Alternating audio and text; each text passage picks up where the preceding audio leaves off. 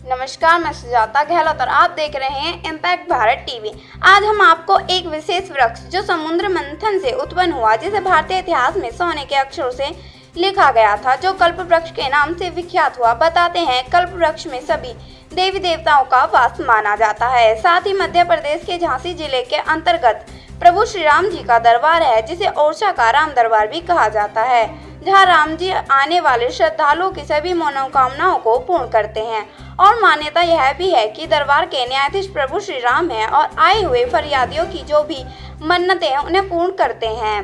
प्रभु राम जी का आगमन बेतवा नदी के द्वारा चलकर आने से दर्शाया गया है। ओरछा के मंदिर में विराजमान पुजारी जी के द्वारा बताया गया कि ओरछा के राजा की जो पत्नी थी, उनके द्वारा प्रभु राम का सुमिरन किया गया और तभी उन्होंने महारानी को वचन दिया और वहां पधारे। श्रद्धालुओं का आया हुआ सैलाब इसकी पुष्टि करता है और प्रतिदिन 20,000 श्रद्धालु प्रभु राम जी के दरबार में आकर माथा टेकते हैं और अपनी मनोकामनाओं को प्रभु के समक्ष प्रस्तुत करते हैं, जो सदैव पूर्ण भी होती रही हैं। इसी में आगे देखिए इम्पैक्ट भारत टीवी के संवाददाता अभिषेक मिश्रा की सत्य सनातन को दर्शाती एक रिपोर्ट।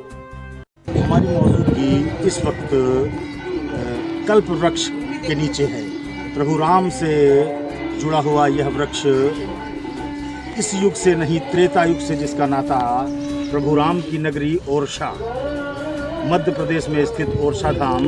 अब आइए स्थानीय लोगों से कल्प वृक्ष के विषय में जानकारी लेते हैं, आपको बताते हैं क्या है कल्प वृक्ष का रहस्य। हमारे पास ओरछा के ही आरएल सर हैं, इनसे कल्प वृक्ष के बारे में जानकारी लेते हैं और बताते हैं। कुशवाहा जी, आपका बहुत बहुत स्वागत। कल्प वृक्ष के बारे में थोड़ा सा बताएं। कल्प वृक्ष महान देवता हैं जी। इनको लगभग 1500 से 2000 वर्ष की पूर्व के जी। पेड़ है। यहाँ पर जो भी आदमी अपनी मनोकामना लेके आता है, समुद्र मंथन से बताते हैं कि देवता ने। हमारी मौजूदगी इस वक्त प्रभु राम के मेन दरबार मध्य प्रदेश में ओरछा धाम में है। पुजारी जी हमारे साथ हैं, पुजारी जी से जानते हैं क्या है विशेष जो यहाँ भक्तों का जन सैलाब हुआ रहता है। पुजारी जी, बहुत बहुत स्वागत आपका, बताएं। इस मंदिर का इतिहास ये भी है कि आज भी राजा के रूप में भगवान राम को यहाँ राजा के रूप में इसलिए पूजा जाता है। यहाँ की जो रानी थी वो भगवान राम में आस्था रखती और जो यहाँ के राजा थे वो भगवान लक्ष्मी में आस्था रखते। तो उनका कहना ये था, अगर आपकी भगवान में आस्था है, आपकी आस्था भगवान राम है, तो आप उन्हें यहाँ लेके आइए, तो देखा जाएगा। तो उनका कहना ये था कि ठीक है, मैं लेके आऊँगा। हर महीने में एक बार जो नक्षत्र आता है, तो महीने में एक बार वो चलती थी। हर महीने के सिर्फ नक्षत्र वो चलती थी।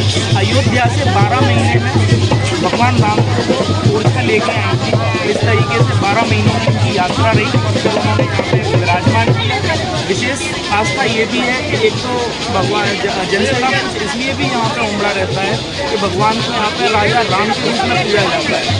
भगवान को मानते ही हैं लोग, और राजा के रूप में यहाँ पर पूजा जाता है। और सबसे बड़ी विशेषता ये है कि मंदिर प्रांगण के अंदर किसी को भी यहाँ पे कोई भी अगर ऊंच नीच की जो सोच रहती है, ऊंच नीच से कहने का मतलब ये है, जो भी जूनियर सीनियर पोस्ट। पुजारी जी कहाँ के रहने वाले हैं? और जिला शिवपुरी मध्य प्रदेश के रहने वाले हैं।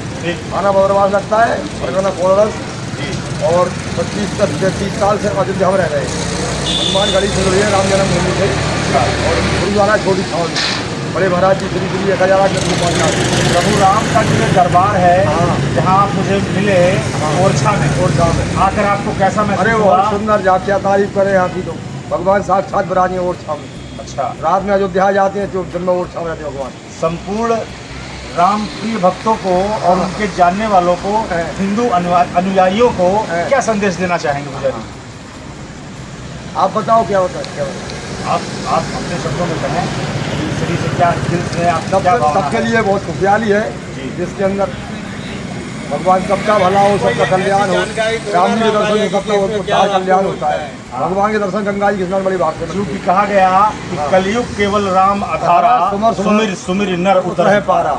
कलयुग तरन उपाय न कोई, राम भजन राम आए। और कोई चीज़ नहीं है संसार में। राम बड़े नहीं है, नाम बड़े हैं। राम चले जाएंगे, नाम रह जाएंगे। हम भी अयोध्या छोटे मोटे बाबा है, कीड़े मकोड़े नहीं है, साधारण मानव है, लेकिन मर्यादा पर रहती है, अपना ही बनाते खाते हाथ से भगवान को भोग लगाते हैं, धर्म के लिए धर्म को चला रहे हैं। किसी से मांगने खाने वाला काम नहीं है, जो कोई अपने आप दे दे उसका भला, ना दे उसका भला, अपने आप सब ऑटोमेटिक मिलता है। देश दुनिया की सभी बड़ी खबरें सबसे पहले पाने के लिए देखते रहिए इम्पैक्ट भारत टीवी।